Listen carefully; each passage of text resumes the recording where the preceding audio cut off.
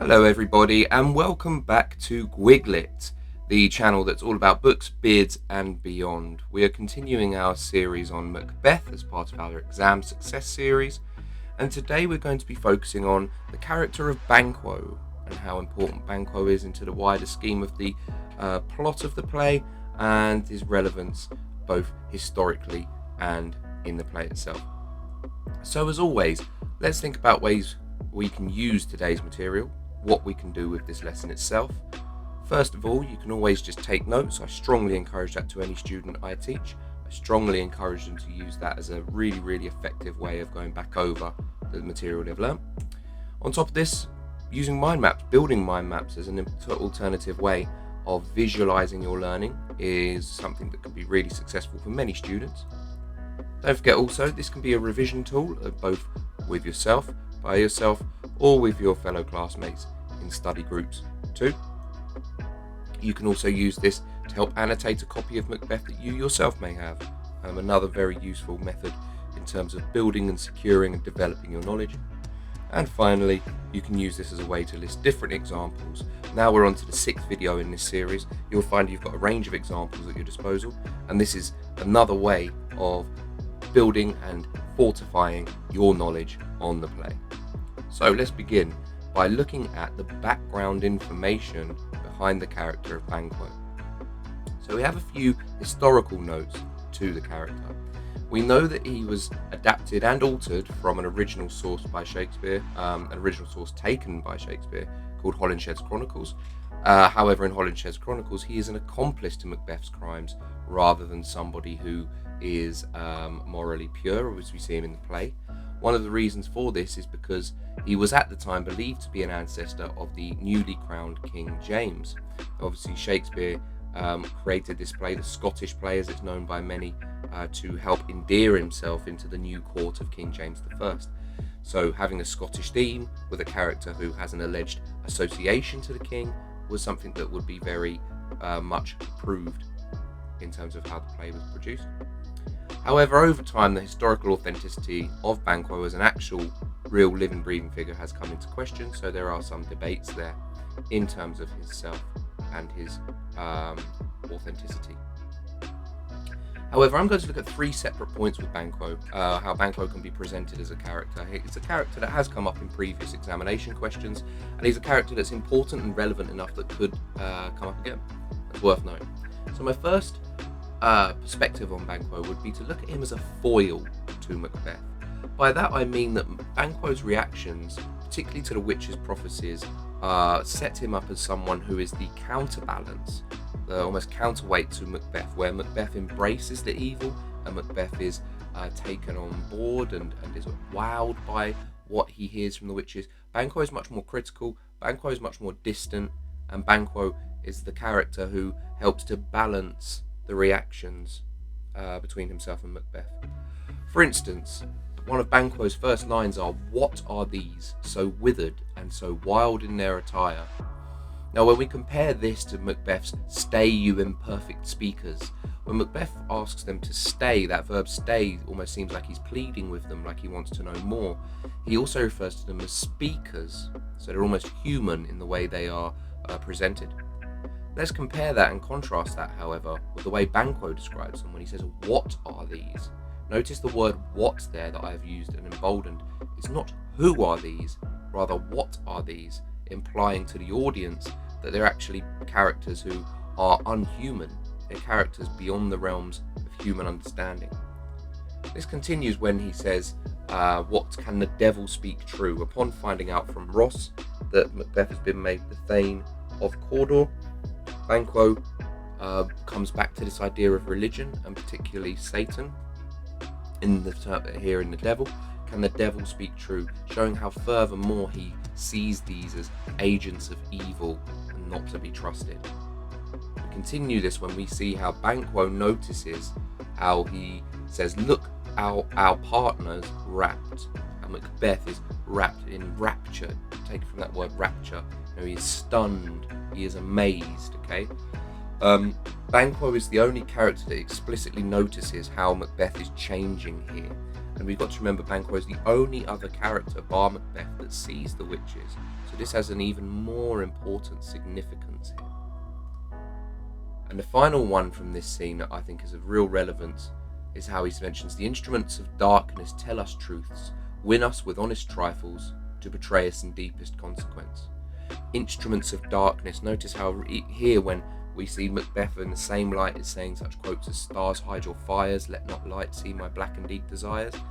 We see here Banquo referring to them as instruments of darkness, that they are bad forces, not to be trusted, and certainly not to be bought into.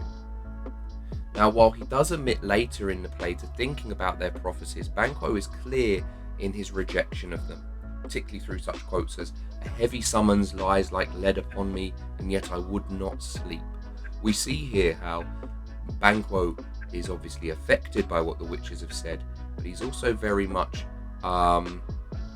it's affecting him physically. However, when he says "I still keep my bosom franchised and allegiance clear," we see how Banquo is in fact very much still loyal to the king, still loyal to Duncan, in the scene where Duncan is about to be murdered by Macbeth. A very important point there. Now, another way Banquo can be perceived is as an opponent of Macbeth, a critic of Macbeth. We see how Banquo begins to develop this private criticism of Macbeth in the third act of the play, when Macbeth has now been made king. Banquo is quoted as saying, "I fear thou played most foully for it." Notice that superlative "most." He realises and definitely assumes that Macbeth has committed some very, very egregious acts, some very, very dangerous acts, and he's the only character that is suspecting of this. And we know he suspects this because, as I said earlier in this video, he is the only character apart from Macbeth that ever physically sees the witches. So that's an important point there. On top of this, he still, however, doesn't outwardly say anything or critique Macbeth. He refers to Macbeth as your highness, and let your highness command upon me. However, we find out that Macbeth has the same distrust of Banquo as Banquo does of him. Macbeth in the same scene is quoted as saying how "our fears in Banquo stick deep," that he's very, very afraid of what Banquo can possibly do, because obviously Banquo was prophesied as seeing and having kings, though he would not be one.